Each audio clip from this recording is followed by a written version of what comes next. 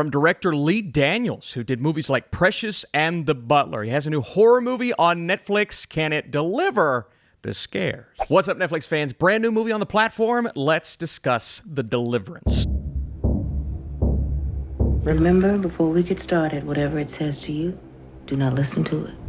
So in a case widely covered at the time, a woman and her 3 children are experiencing strange incidents in their Indiana home that grew progressively worse. The children were levitating, becoming violent, so on and so forth. So what starts out as a handful of simple-ish problems that some people are looking at and saying, okay, what's going on within the confines of that household? Is it something more than that, or is it what we perceive it to be? But it turns out, as this movie progresses, that something's up. Something's going on. There's a force, a demon, something is freaking us out here. Now, this film tries to do a lot. It is a scary movie, a horror movie, but there are themes that we're working with specifically in the first 2 acts of the movie that I found to be way more compelling than the horror parts that really takes up most of the 3rd act. And that's what I want to focus on, because that's what impacted me the most. Andra Day gives an awesome performance here. Now, some of the material that she's given, it's not great. Some of the dialogue between characters, it's not awesome. And I had questions at the end of the movie when things wrapped up. I'm like, okay, so what was it now? What's going on? You what? You also have Glenn Close, who plays the grandma. Once again, hillbilly elegy all over again. Not really. This is a better version of, very different character, but of what she was trying to do in that movie in terms of her performance.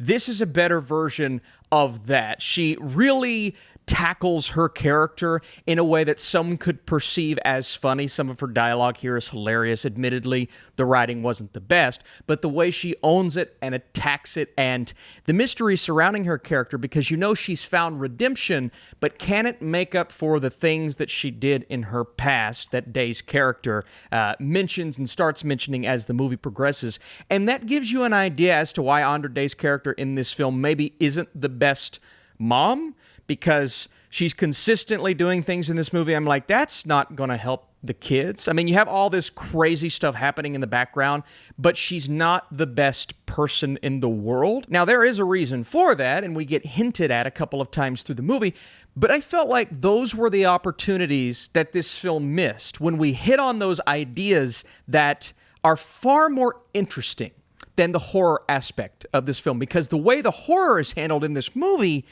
it just feels like it's a first-time horror director, and not necessarily in a good way. I know Lee Daniels can do it. The ideas that we are exploring with this black mother and her children, and the themes that come from that, because what they're going through is bad, and other people see that it's bad, and so they start to blame the mother, and the conditions may not be the best. She's lying to authorities when they ask her when's the last time she drank, and so she's not doing the things that are going to help the situation. But there's this underlying horrific element that's actually happening, and she can't convince anybody that it's happening, and thus no one wants to believe her, because it's the boy who cried wolf. If you're going to keep lying to us, when are we going to believe you if something's actually going down? And in this movie, something is actually going down, because we get a couple of exorcism type of scenes where I'm like, all right, that's freaky, little overly CGI, doesn't look the best. When they lean heavily on the CGI elements and the characters contorting and levitating and Spider-Man crawling up against the wall, it doesn't look good, admittedly. So that kind of takes you out of the experience. But the more fascinating aspect of this movie is her trying to convince people that that's happening. Now, looking into the true story, there is a theory that none of this was actually going down. Yet that idea is not explored in the movie. I think it's hit on once, right? But if they would have made this more so, okay, are we seeing things from her perspective that aren't actually factual, or is this what we are seeing? If they would have explored that more, this would have become an unconventional horror movie. And it already kind of is in the first half, because of the themes that we're dealing with, this mother and her children, this grandmother and her daughter, and all of these, relationships and dynamics that are important, because it's interesting to peek into. And Lee Daniels does a great job with that. He knows how to write emotional dialogue, tragic dialogue that, many people can see themselves in that situation with. Yet, when it becomes a horror movie, when it turns into a scary story, it falls apart. It becomes ridiculous. It becomes cheesy. It becomes something I've seen 1,000 times. And there was an Exorcist movie that came out earlier this year, I believe, that tried to tackle something similar.